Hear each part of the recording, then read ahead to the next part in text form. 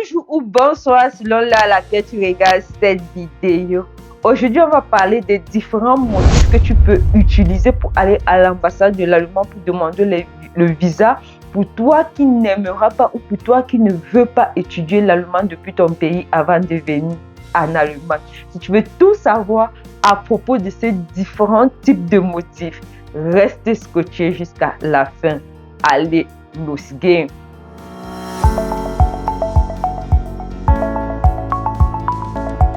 Pour toi qui es nouvelle sur cette chaîne, parce que de plus en plus, et je suis trop contente, de nouvelles personnes s'abonnent sur la chaîne. Moi, c'est Sylviane Simo. Sur cette chaîne, je parle de comment faire pour voyager rapidement, facilement, mais surtout de façon moins coûteuse vers l'Occident. Et je parle aussi le plus souvent de la formation professionnelle en allemand parce que je trouve que c'est une chose qui peut faire voyager les gens de façon très moins coûteux. Donc si tu ne veux rien manquer à propos de ces sujets, mon frère, ma soeur, abonne-toi à la chaîne.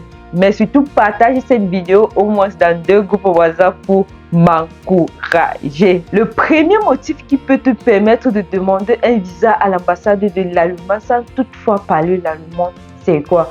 C'est venir en Allemagne en tant qu'ouvrier.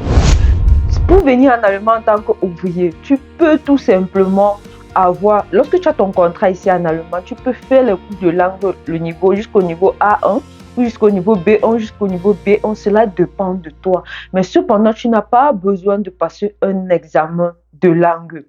Pour ce type de visa, l'inconvénient que tu as avec, c'est que il te permet de rester sur le territoire seulement 8 mois. Et après ces 8 mois, ce n'est pas renouvelable. Mais après ces 8 mois-là, tu peux déjà avoir acquis un certain montant d'argent parce que tu as la possibilité de travailler le nombre d'heures que toi tu veux. Donc tu travailles le nombre d'heures que tu peux supporter avec différentes entreprises ou avec les mêmes entreprises. Donc cela dépend de toi.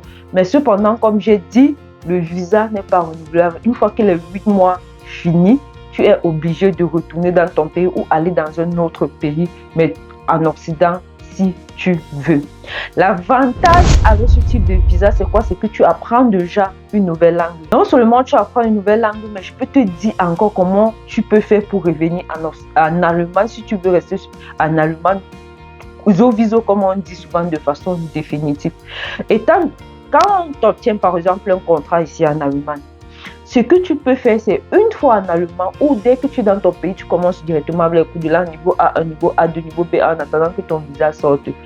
Une fois que tu arrives ici, tu travailles. Mais le reste du temps que tu es ici, tu peux visiter des centres comme BF7 pour apprendre l'allemand rapidement, gratuitement, ou encore toi-même t'inscris dans un centre pour pouvoir apprendre la langue. Pendant que tu travailles, tu peux payer tes cours de langue, ce qui est un truc, comment dire, qui ne va pas te revenir très cher puisque tu travailles. Tu apprends la langue jusqu'au niveau que tu veux. Ça dépend de quel motif est-ce que tu veux utiliser pour rentrer sur le territoire. Si c'est par exemple les études, tu peux apprendre l'allemand jusqu'au niveau C1 ou passer même le test d'entrée dans une université, cela dépend de toi. Ici, pendant les 8 mois là, si c'est pour faire la formation professionnelle par la suite, si tu veux revenir faire la formation professionnelle par la suite, tu identifies ton métier, tu postules même dans des entreprises étant déjà sur le territoire, tu fais tes cours de langue jusqu'au niveau B2, tu passes ton examen, bref, tu te prépares pour revenir. Donc c'est ça le premier avantage. Le deuxième avantage, c'est l'argent. Bien sûr que les gens vont dire que tu devais mettre même l'argent comme premier avantage et tout. Non, moi je mets l'argent comme deuxième avantage. Le deuxième avantage, c'est l'argent. Pour toi qui es seulement venu là pour chercher l'argent, tu peux travailler. Sur 24 heures, tu peux travailler 20 heures, ça dépend de toi. Sur 24 heures, tu peux travailler 10 heures de temps, ça dépend de toi. Mais ce que tu dois noter, c'est que le plus souvent, ces travaux sont des travaux que tu fais physiquement. Donc, tu ne peux pas travailler 20 heures sur 24 heures. Après, il y a des gens qui ont beaucoup de force ici, d'ailleurs, donc ils peuvent travailler même 22 heures sur 24 heures. Ça dépend de combien entre dans leur poche. Le deuxième motif que tu peux utiliser pour venir en allemand sans parler la langue, c'est venir en allemand faire les cours de langue. Mais ce motif, je ne le trouve pas, comment dire, je ne vais pas dire que je le trouve pas trop attrayant parce que la majeure partie des gens, lorsqu'ils veulent venir en Occident, surtout ceux qui sont abonnés sur cette chaîne, vu le thème de la chaîne, n'ont pas assez d'argent. Donc, pour toi qui veux venir en Allemagne faire par exemple les cours de langue, il faut savoir que c'est un peu coûteux. C'est un motif qui peut te permettre de quitter de ton pays pour venir en Allemagne apprendre les cours de langue, mais ça sera un peu coûteux pour toi. Et pendant que tu fais les cours de langue, le plus souvent ici en Allemagne, tu ne peux pas, tu n'as pas l'opportunité de travailler. Ils sont en train de vouloir changer cette loi de telle sorte que lorsque tu viens en Allemagne pour faire les cours de langue ou pour être étudiant, pendant que tu es encore en train de faire les cours de langue, ils te donnent la possibilité de travailler parce que pour l'instant, je ne pense pas que c'est déjà possible. Pour ce type de visa, il te faut une prise en charge ou il te faut un compte bloqué qui va montrer que, ok, étant sur le territoire pendant la période, pendant 1 an, en fait, tu peux te prendre en charge. Vous voyez que par rapport au premier motif, il n'y a pas match, quoi. Mais bon, comme j'ai dit, ça dépend des objectifs de tout chacun. Le troisième motif que tu peux utiliser pour venir en Allemagne, c'est demander la Chancen-Card. Si tu n'as pas encore vu la vidéo sur la Chancen-Card, s'il te plaît, n'hésite pas de cliquer sur le lien qui s'affiche ici en haut pour aller voir la vidéo. C'est aussi un très bon motif au fait. Mais l'inconvénient que ce motif a, comme le deuxième motif, c'est la prise en charge. Si tu n'as pas de contrat de travail pour ce motif, il va falloir que tu montres une preuve de subsistance. Donc, soit une caution bancaire, soit un document de prise en charge qui montre que, ok, pendant que cette personne est sur le territoire pour chercher le travail, je peux prendre cette personne en charge.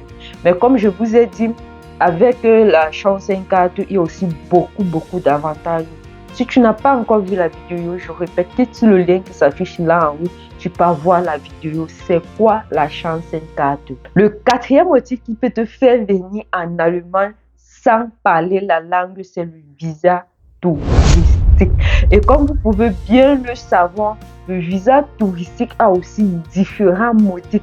Donc, si tu veux savoir quels sont les motifs du visa touristique ou comment faire pour demander un visa touristique, n'hésite pas de cliquer sur le lien qui s'affiche là-haut parce que j'ai fait une vidéo dessus pour aller regarder.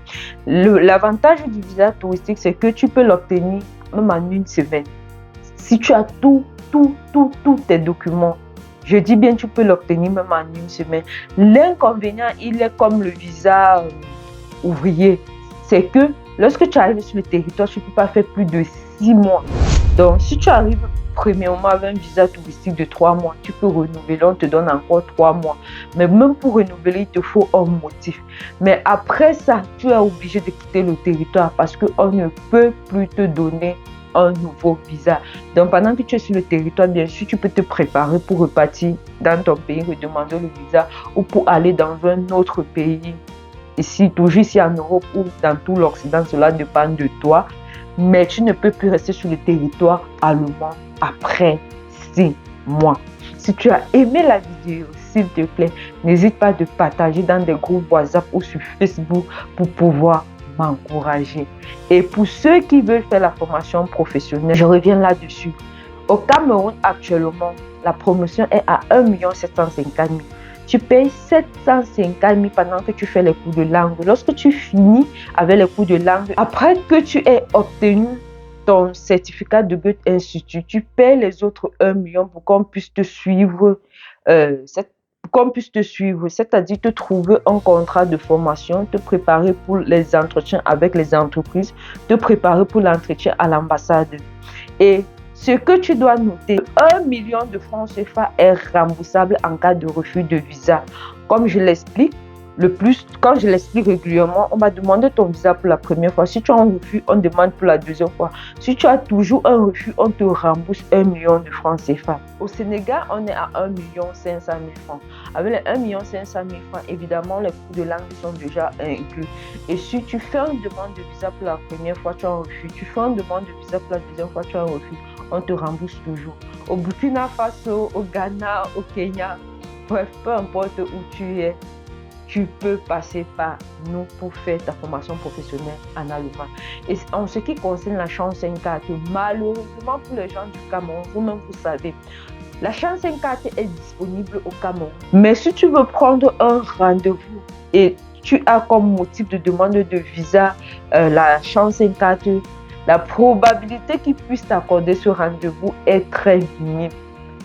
Pourquoi ça, je ne sais pas. C'est notre pays, on fait avec comme ça. Donc, pour toi qui veux faire le programme de Shanghai 4, tu es obligé de quitter le Cameroun pour passer. Bref, pas obligé, tu vois un peu, parce qu'on peut toujours essayer par le Cameroun.